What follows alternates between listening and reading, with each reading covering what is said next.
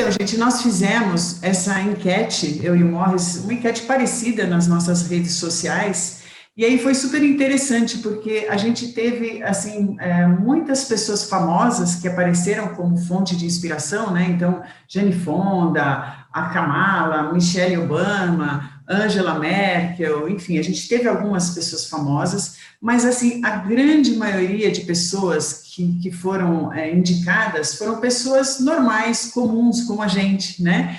E exatamente como vocês fizeram aqui, as pessoas foram descrevendo um pouquinho essas características, né? O que tornava essas pessoas inspiradoras? E aí os motivos foram os mais diversos e os mais interessantes possíveis. Quando a gente pede, né, uma pessoa que te inspira, a gente está falando alguma coisa que vem, é um sentimento, alguma coisa que vem do coração, né? Então, que te estimula, entusiasma, instiga, fascina, influencia, orienta, direciona, né? Então, essa palavra inspirar, ela tem um monte de significados, né? Então, é bacana porque todo mundo, quando a gente pergunta, né, alguém que te inspira, todo mundo tem mais ou menos a mesma coisa em mente. Dentro dos depoimentos que a gente recebeu, algumas coisas comuns que a gente teve foi essa capacidade de direcionamento. Então, eu coloquei aqui alguns trechos para vocês darem uma olhada, né? Então, a gente tem todas essas características que são características relacionadas à empatia, à confiança, né,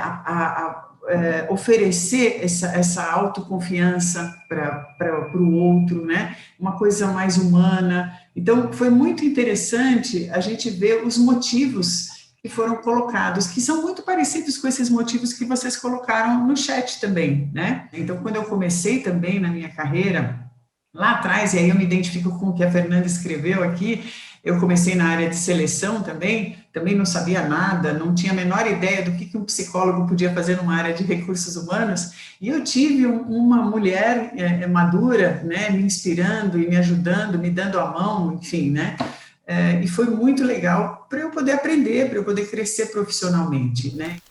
Eu fui procurar pesquisas que trouxessem um pouco, que mostrassem um pouco o impacto da mulher madura dentro das organizações, né? E aí foi interessante porque a gente verificou que tem várias pesquisas que falam sobre diversidade de gênero, que falam sobre as mulheres líderes dentro das organizações, mas a gente não conseguiu encontrar pesquisas que falam especificamente dos impactos da mulher madura dentro da organização. Essa que nós encontramos, ela é muito interessante porque ela foi feita pela OIT, que é um órgão da ONU, né? E eles analisaram 70 mil empresas em 13 países, então é muito significativa essa pesquisa. E o que eles verificaram, né? Eles verificaram que as empresas com líderes femininos têm resultados até 20% melhores, e os ganhos são em produtividade, rentabilidade, criatividade e reputação. Então, isso já mostra, né, que a gente ter mulheres dentro das organizações faz uma baita diferença. E quando a gente olha em termos de representatividade, embora a gente seja a maioria, na sociedade, a gente ainda é minoria dentro das empresas. Especificamente se a gente for crescendo dentro da pirâmide e analisando os cargos, né, verificando os cargos de liderança, né, de gerência, de direção, enfim.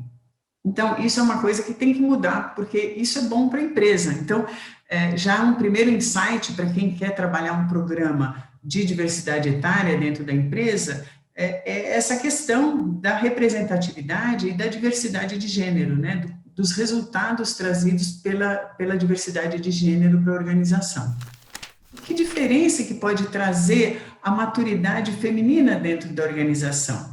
Então, esse molejo, essa capacidade de olhar para si mesma com certo afastamento, esses insights interessantes que a maturidade traz, né? A mulher madura, ela já não está muito preocupada com a opinião dos outros, né? Então, ela está pronta para dar o melhor de si.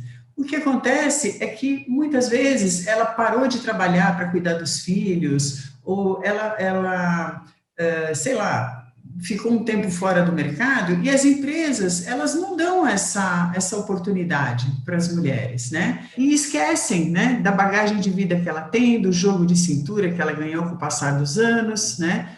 Puxa, ela na verdade, ela está muito acostumada a lidar com ambivalências, estabelecer conexões, né? Ela tem muita resiliência com relação à vida, então ela pode fazer a diferença dentro das empresas, né? Assim, é muito importante a gente parar para pensar um pouquinho se a gente não está sendo rigoroso demais, rigorosa demais com essa mulher que está querendo entrar, voltar para o mercado de trabalho, né, gente? Eu falo isso porque, assim, é, já é difícil para a mulher que tem um belo currículo, que está na ativa, que está trabalhando e é mais velha.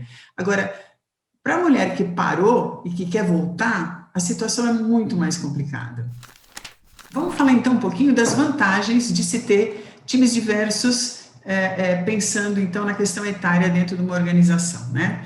Então, a gente tem, quando a gente está olhando para o negócio, a gente tem um olhar multigeracional para o cliente. Então, por exemplo, né, um projeto que a gente fez recentemente, eles queriam trazer o olhar do sênior para o sênior. Porque se eu tenho vários clientes acima de 50 anos na minha base de clientes, nada mais certo do que eu ter pessoas acima de 50 anos dentro da organização pensando como esses clientes, olhando com esse olhar. Quando a gente fala em cultura da empresa, né, a gente está falando em diminuir os níveis de etarismo e reforçar os valores institucionais. Então, gente, isso é uma coisa super importante, porque o etarismo, eu brinco que é o mais democrático dos preconceitos. Se você ainda não sentiu, muito provavelmente lá na frente você ainda vai sentir, né? Então, a gente pensar em diminuir os níveis de etarismo dentro da organização, a gente tá fazendo um trabalho social, né? Com relação aos ganhos sociais, a gente tem essa questão da representatividade que eu comentei agora há pouco, né? Então, é importante que a gente tenha dentro da organização essa representatividade que a gente tem na nossa sociedade, né? E a gente não tem, normalmente a gente não tem, né? Essa mudança de mindset, né? Essa nova visão sobre o envelhecimento é importante, porque a gente está passando por uma mudança na nossa pirâmide etária, as pessoas estão vivendo mais, e o envelhecimento hoje, ele é diferente, né? Se eu olho para uma pessoa de 50 anos hoje, ela é completamente diferente de uma pessoa de 50 anos, sei lá, há 30 anos atrás, né? Então, a gente tem uma nova visão sobre o envelhecimento. E aí, chegamos talvez à parte que mais interessa a boa parte de vocês, né? Como é que eu faço para implantar esse negócio na minha empresa, né? Por onde que eu começo? Qual que é o pontapé inicial? Então, a primeira coisa, gente, é pensar como é que está o balanço etário da minha organização. Vocês já pararam para pensar nisso? Esse é um trabalho que pede um planejamento, né? A gente precisa olhar, então, como está o balanço etário da minha organização? Quais são as práticas de diversidade e inclusão com recorte etário e integração geracional que eu tenho, né?